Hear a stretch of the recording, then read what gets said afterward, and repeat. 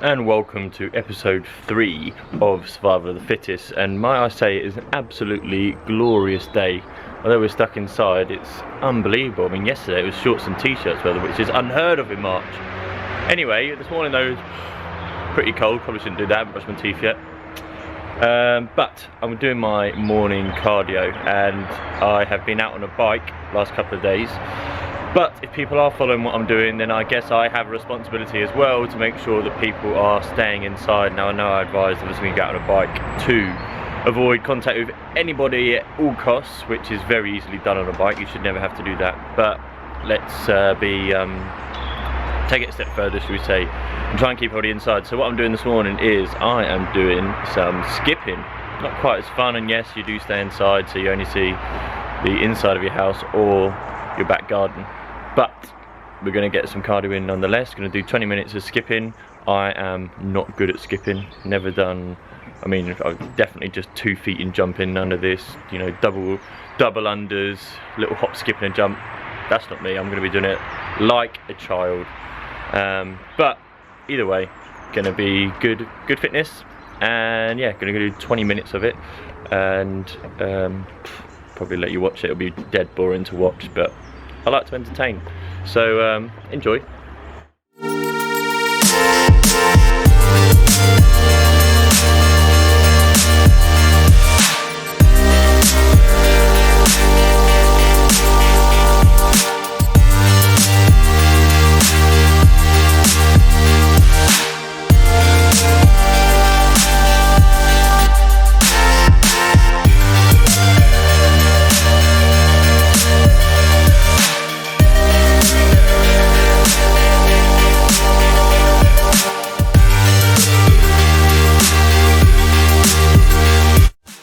So there you go, easy as that. 20 minutes of skipping done. As you can tell, I'm not good at skipping, but that's not the point.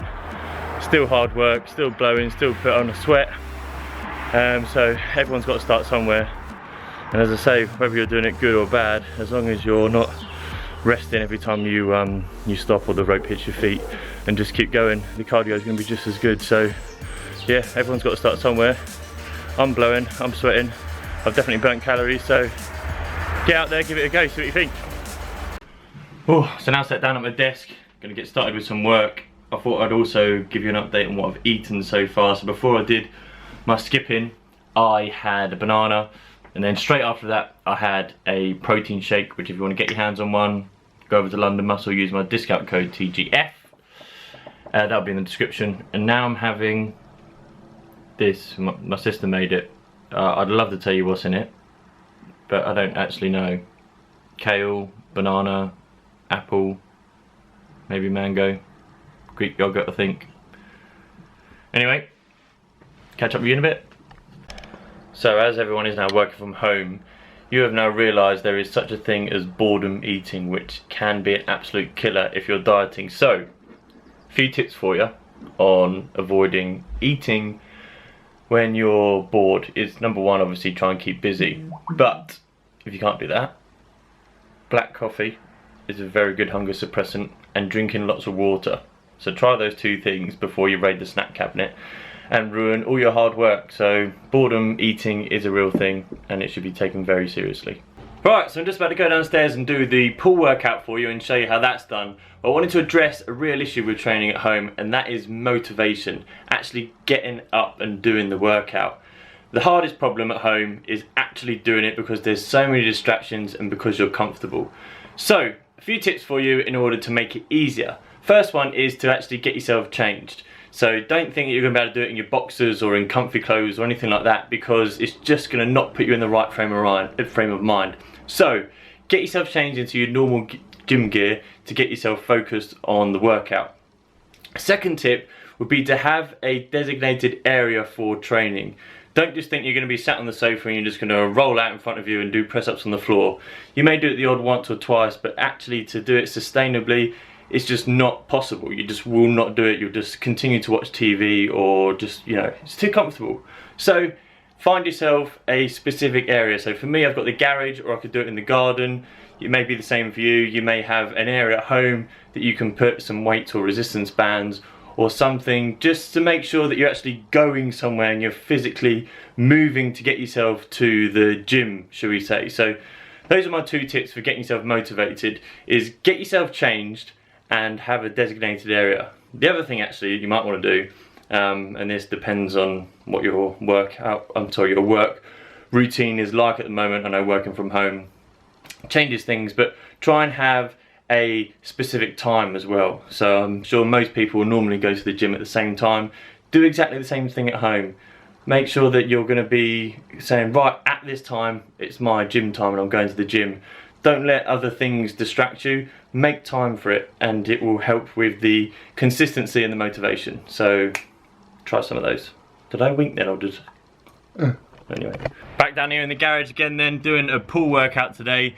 Very much the same equipment as what we used yesterday for push workout, and actually I think pull workout is the probably easiest thing that you can do at home. We're going to be using the rafters mainly. As you can probably guess, we're going to be doing pull-ups, chin-ups, all that sort of thing. Resistance bands always come in handy, and the workout's going to be pretty much identical to what I would normally do in the gym, just a few tweaks, but you're going to see those anyway. So yep, going to get straight into the pull workout. Remember, intensity is going to be exactly the same. We want to get the same results whether we're at home or at the gym. We're going to try and stay in the 8 to 12 rep range to make sure that we're maximizing our muscle growing potential. So stay tuned, it's going to be a good one.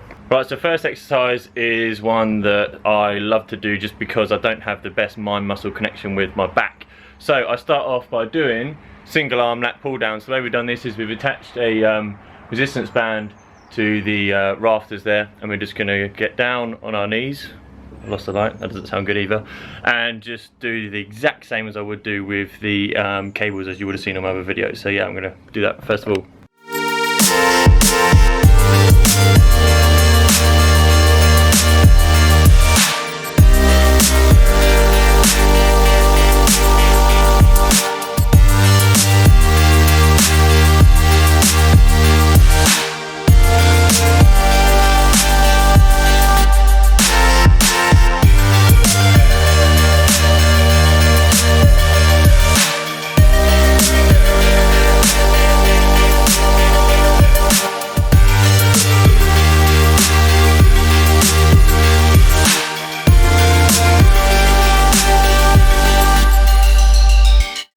One thing I forgot to mention is how to make it easier and harder. So make it easier by just having a thinner resistance band, and make it harder by having a thicker one, or as we've done here, doubled it up. So nice and easy. It's just to get the lats firing though, so don't worry about doing like really heavy and strict form.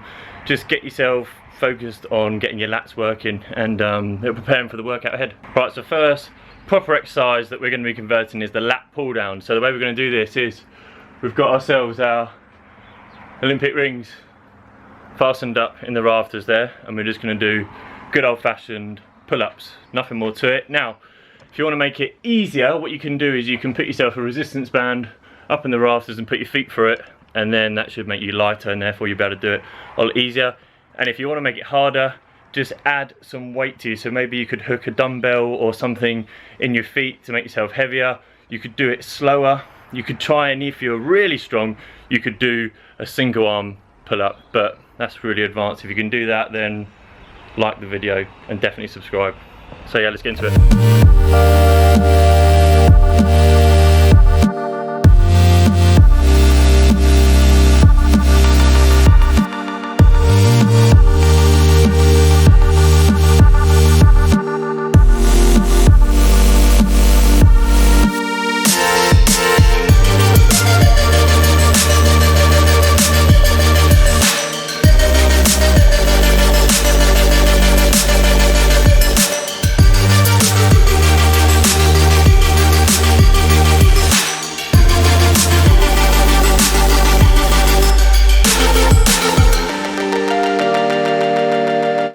Right, so next exercise we're going to be converting is the row, just standard row, no special name for it. Right, what we've got then is Olympic rings, still hanging from the rafters, got them down, coming down a little bit lower, and what we're going to do is we're going to lie on the floor and do a row. I'll just show you one and then explain a little bit more detail. So this is how we're going to do it. Hold on to it, get yourself set, and then row. I'm keeping a nice straight body. Now to make it easier, you can bend your knees and row like this. To make it harder, obviously you can extend your feet out, and then to make it harder still, we could put our feet on a chair and then do the row like that. Have a play around as well as with where the handles come down, so you may want to bring the handles into your stomach, up towards your chest. There's no real rhyme or reason for each one. It's going to be targeting different muscles, but just see which one is most comfortable for you. Just like when you do a row in the gym, you try different handles and different hand positions. So have a go, see how you feel, and yeah, I hope it's a good one.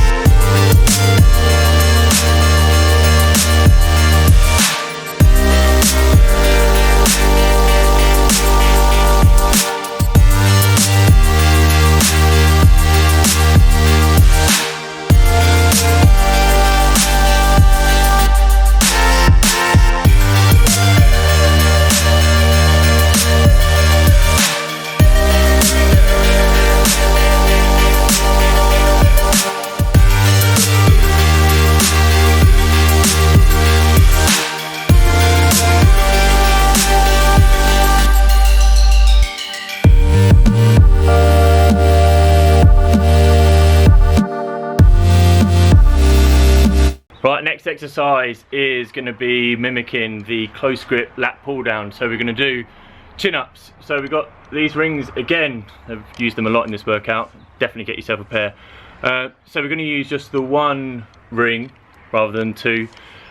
You could just do it from the rafters by doing, you know, a normal chin up by grabbing onto the rafters. Same with the first exercise, actually. You don't have to use the rings. We're using them so we don't hit our head on the ceiling. But yeah, just a standard chin up, nothing special.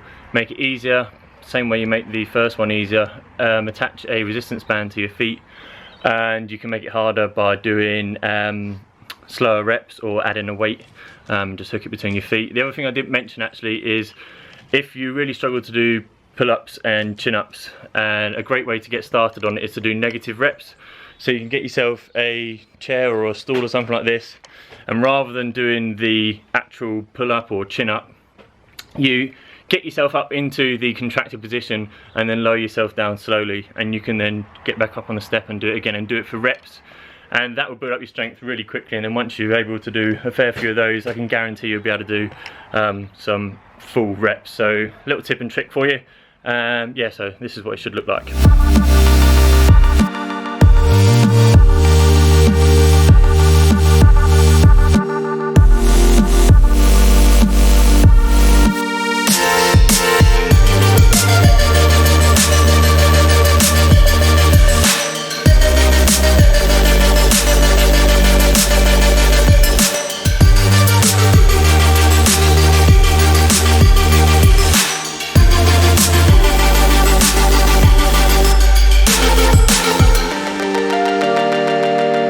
Right, so a little finisher exercise that I would normally do in the gym. What I'd have is I'd get onto the cable machine and I would do lat pull downs like that.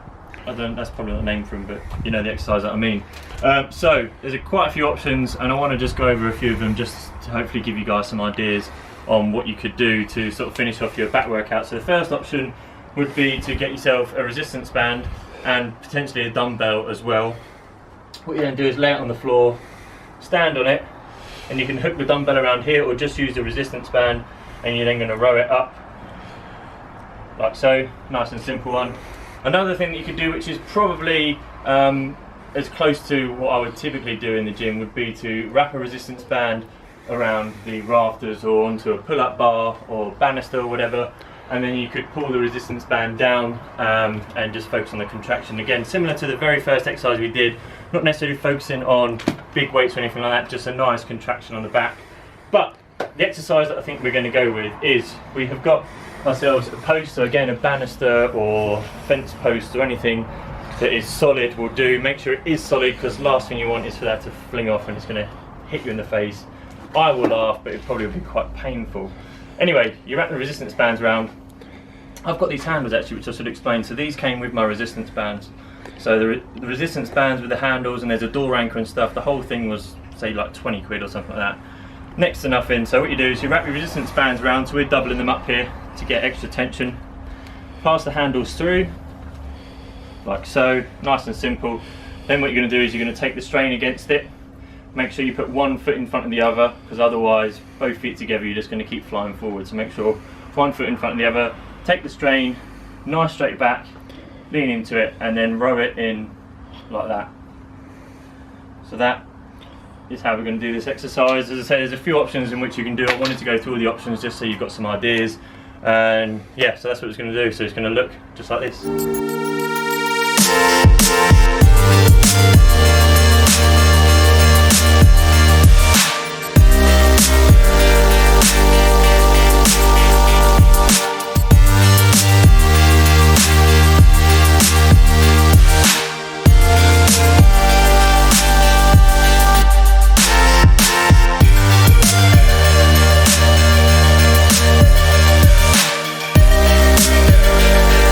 Right, so last exercise I'm going to go through is biceps. So as you know, I don't actually train my arms, but I want to give you some ideas. Now when you're training biceps at home, yes, dumbbells and stuff are easy to get hold of, but resistance bands are going to be your best friend because there is so much you can do with them.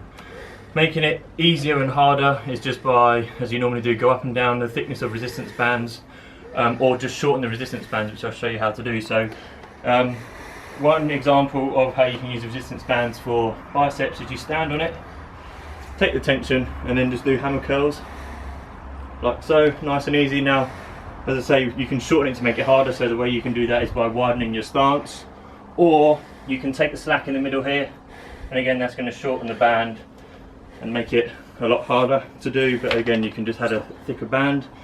Now the other way you can do it is you could do single arm, so you can lie on the floor like this, stand on it, take it up, and then that's more of a, oh, even that's too difficult.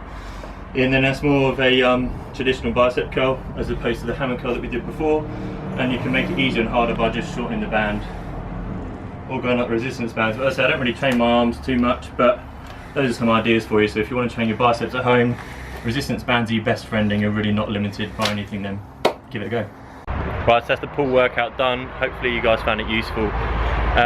All of the exercises and stuff that I've done in the previous video and in this video, I went into far more detail back in the day in a more cringy format in my original video. So if you do want some more pointers, more ideas, and a few more hints and tips, then go back into my archive of all my old original videos, and there is plenty more there. So do go check those out. I'll probably put a link up in the top corner for one that I would probably recommend that relates to this video. But please give it a thumbs up. Hit the subscribe button. Just want to reiterate, hitting the subscribe button does not tie you into anything, any price or anything like that. It just supports the channel. Anyway, see you in the next one.